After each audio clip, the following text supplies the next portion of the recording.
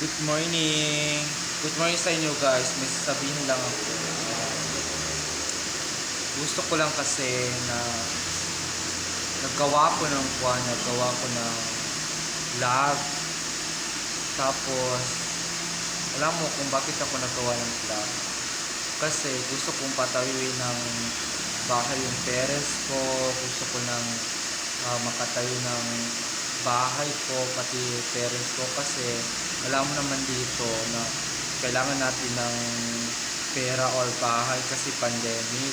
Tapos doon sa bahay namin na yung bahay namin is sira-sira na, kaya gusto kong mag-vlog para maka-income ako, para makatayo ako ng bahay para sa pamilya ko, kasi gusto kong tayuan ng bahay yung pamilya ko bago ako.